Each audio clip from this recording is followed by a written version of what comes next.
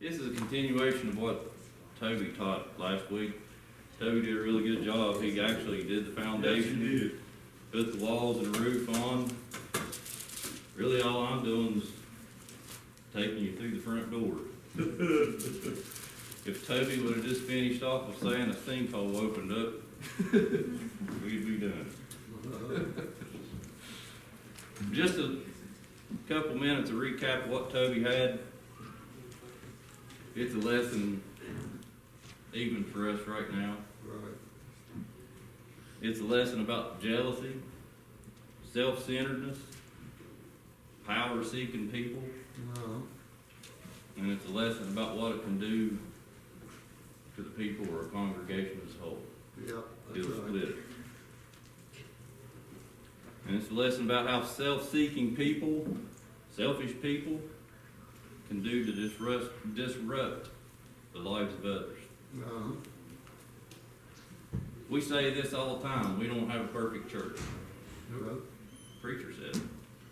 You want to know how I know we don't have a perfect church? Because I'm not perfect and I'm part of it. That's right. Proud to be Part part of of it. Amen, me too. Bless you. But when we see this type of stuff happen, I know that it's happened in a church, but been in the state police for over 23 years, I've seen stuff like this happen in an office. I can see a bigger office, a bunch of troopers in it, a bunch of type A alpha males. You get one person comes in with a different idea, dissatisfied, disgruntled. You go to this person, then this person, then this person, and next thing you know, you got a clique. Yeah. Yeah. And you got division in the office. No. And it's sad that it has to be that way. So, as Toby said, Israel's back in a mess. Their unbelief, their rebellion, due to their unbelief and rebellion, they're derailed from the promised land. Yeah. And they're currently wandering in the wilderness. And because they're off course from the promised land, a group of these people got together to hold a revolt against God's chosen, which was Aaron and Moses.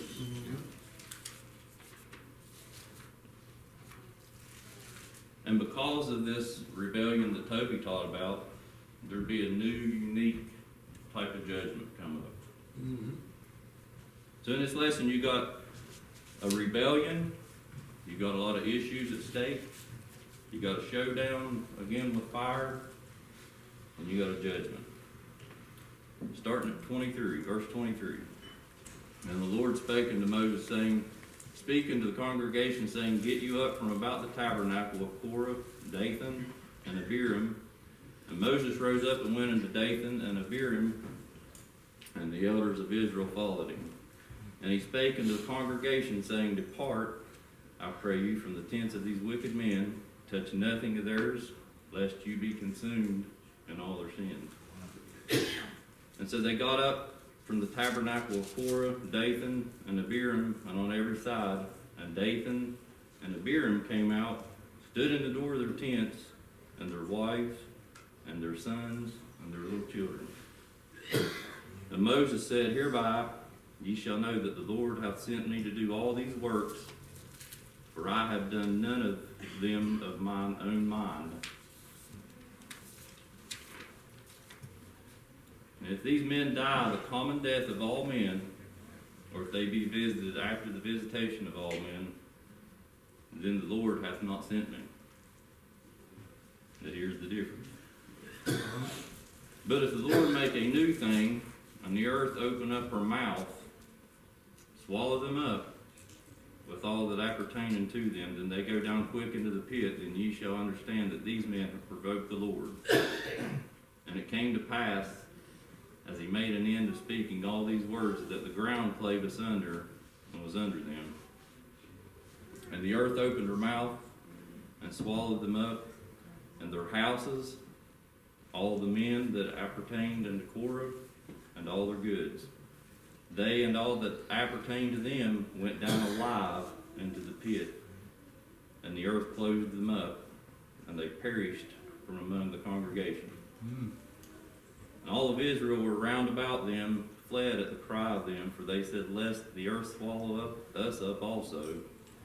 And there came out a fire from the Lord, and consumed the 250 men that offered incense.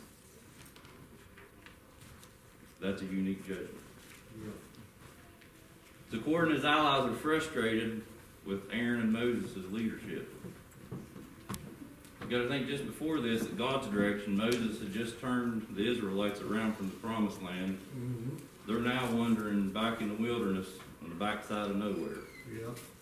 So for the next 38 years, the Israelites would wander in the wilderness. Most of them would die before they ever reached the promised land Right. because of this. They blamed Moses for their failure to enter the promised land. They opposed his leadership. And when I pray for Richard, as I often do, even back there as he stands before he preaches, Toby said it last week, Moses didn't ask for this. I say the same thing. God, not that he needs reminded, God, Richard didn't ask you to preach, but you called him. He doesn't call the equipped. He equips the called. Right. They weren't satisfied with the duties they had. They wanted the priesthood. So here you have another testifier. A testifier that would take place at the entrance of the tabernacle. So in that very place, God would choose which men were to be his leaders. And here's the showdown. Moses confronts Korah and his allies. They were to approach the Lord on the next day. Each man was to have a censer and present incense before the Lord. All of Korah's 250 rebels. They all gathered around the door of the tabernacle, and suddenly the glory of the Lord descended. And without delay, God first addressed Moses and Aaron. And what do? They fall straight upon their face without delay, Right. and they begin to cry out in prayer. They prayed that God would not destroy all of them due to one man's sin. It's a picture of what one person can do to a church. Yeah. Amen. God answered the prayer of Moses, but he still warned Moses that judgment was still going to come. He told him to depart from the presence of the wicked one. Yeah. Told him not to touch anything of those people. Right. Don't touch their tent, don't touch them, don't touch their belongings, don't be part of it. And Moses and his faithful people listened to the Lord. In verse 27, Dathan and Abiram came out of their tents. There they and their families stood to confront Moses, which was God's chosen. But with faith and confidence, Moses stood fast. He issued a declaration that the judgment of God would validate or prove that he actually was God's chosen person. Right. Moses poses a test for him. Moses said if judgment didn't fall upon these people and they died a common death, just a regular death, then they would know that Moses was not God's chosen leader. But if a big sinkhole opened up and consumed all of them suddenly, then they would know that Moses was God's chosen. Right. Moses spells it all out for them.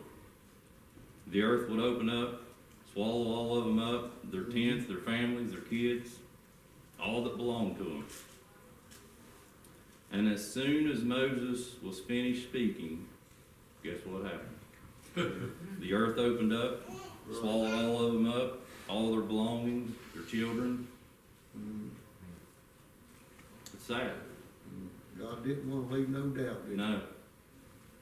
Next, the fire from the Lord came out and consumed 250 men that offered incense.